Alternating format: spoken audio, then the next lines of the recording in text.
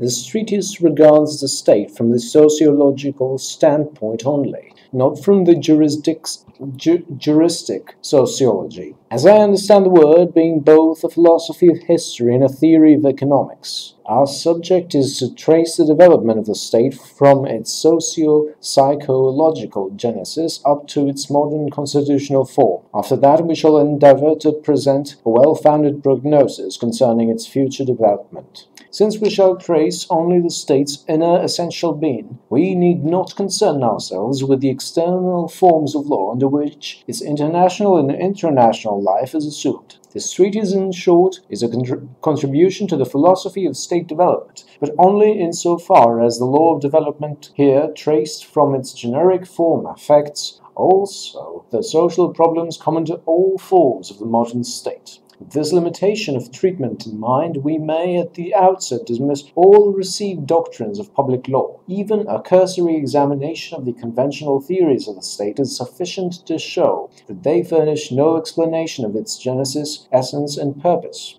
These theories represent all possible shadings between all imaginable extremes. Rousseau derives the state from a social contract, while Carey ascribes its origin to a band of robbers. Plato and the followers of Karl Marx endow the state with omnipotence, making it the absolute lord over the citizen in all political and economic matters, while Plato even goes so far as to wish the state to regulate sexual relations. The Manchester school, on the other hand, going to the opposite extreme of liberalism, would have the state exercise only needful police functions, and would thus logically have as a result a scientific anarchism which must utterly exterminate the state. From these various and conflicting views, it is impossible either to establish a fixed principle or to formulate a satisfactory concept of the real essence of the state. This irreconcilable conflict of theories is easily explained by the fact that none of the conventional theories treats the state from the sociological viewpoint. Nevertheless, the state is a phenomenon common to all history, and its essential nature can only be made plain by a broad and comprehensive study of universal history. Except in the field of sociology, the king's highway of science, no treatment of the state has heretofore taken this path. All previous theories of the state have been class theories. To anticipate somewhat the outcome of our researches, every state has been and is a class state, and every theory of the state has been and is a class theory. As a class theory is, however, of necessity, not the result of investigation and reason, but a byproduct of desires and will. Its arguments are used not to establish truth, but as weapons in the contest for material interests. The result, therefore, is not science, but nescience. But by understanding the state, we may indeed recognize the essence of theories concerning the state. But the converse is not true. An understanding of theories about the state will give us no clue to its essence.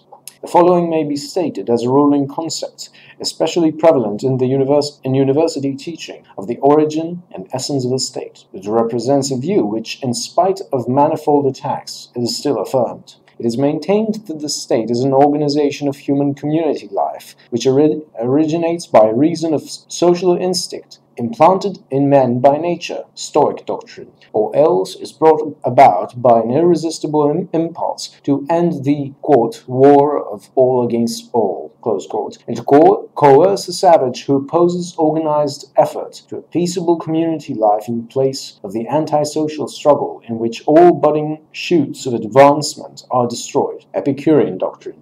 These two apparently irreconcilable concepts were fused by the intermediation of medieval philosophy. This, founded on theologic reasoning and belief in the Bible, developed the opinion that man, originally and by nature a social creature, is, through original sin, the fratricide of Cain and the transgression at the Tower of Babel, divided into innumerable tribes which fight to the hilt until they unite peaceably as a state. This view is utterly untenable. It focuses the logical concept of a class with some subordinate species thereof. Granted that the state is one form of organized political cohesion, it is also to be remembered that it is a form having specific characteristics. Every state in history was or is a state of classes, a polity of superior and inferior social groups, based upon distinction either of rank or of property. This phenomenon must then be called the state. With it alone, history occupies itself. We should therefore be justified in designating every other form of political organization by the same term without further differentiation. Had there never existed any other than a class state, or were it the only conceivable form, at least proof might properly be called for to show that each conceivable political organization, even though originally it did not represent a polity of superior and inferior social and economic classes, since it is of necessity subject to inherent laws of development, must in the end be resolved into the specific class form of history. Were such proof forthcoming, it would offer in fact only one form of political amalgamation, calling in turn for differentiation of various stages of development. The preparatory stage, when class distinction does not exist, and the stage of maturity, when it is fully developed. Former students of the philosophy of the state were dimly aware of this problem. They try to adduce the required proof that because of inherent tendencies of development, every human political organization must gradually become a class state. Philosophers of the canon law handed this theory down to philosophers of the law of nature. From these, through the mediation of Rousseau, it became a part of the teachings of economists, and even to this day it rules their views and diverts them from the facts. This assumed proof is based upon the concept of a primitive accumulation, quote-unquote, or an original store of wealth in lands and in movable property brought about by means of purely economic forces, a doctrine justly derided by Karl Marx as, quote-unquote, fairy tale. Its scheme of reasoning approximates this. Somewhere in some far-stretching, fertile country, a number of free men of equal status form a union for mutual protection. Gradually, they differentiate into property classes. Those best endowed with strength, wisdom, capacity for saving, industry, and caution slowly acquire a basic amount of real or movable property, while the stupid and less efficient, and those given to carelessness and waste, remain without possessions. The well-to-do lend their productive property to the less well-off in return for tribute, either ground rent or profit. They become thereby continually richer, while the others always remain poor.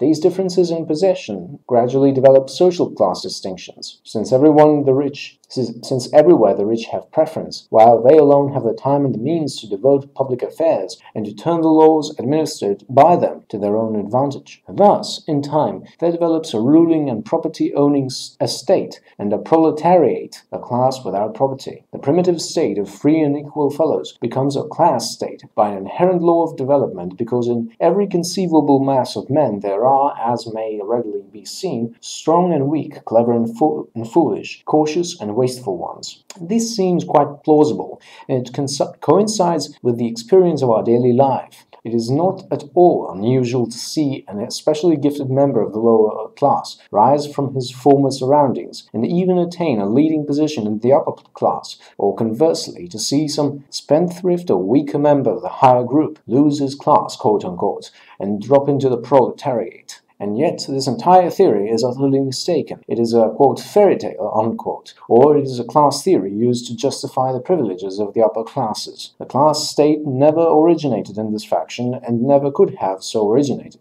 History shows that it did not, and economics shows deductively, with a testimony absolute, mathematical, and binding, that it could not. A simple problem in elementary arithmetic shows that the assumption of an original accumulation is totally erroneous and has nothing to do with the development of the class state. The proof is as follows. All teachers of natural law, etc., have unanimously declared that the differentiation into income-receiving classes and property-less classes can only take place when all fertile lands have been occupied. For so long as man has ample opportunity to take up unoccupied land, no one, says Turgot, would think of entering the service of another. We may add, at least for wages, which are not apt to be higher than the earnings of an independent peasant working an unmortgaged and sufficiently large property, while mortgaging is not possible as long as the land is yet free from the working or taking, as free as air and water.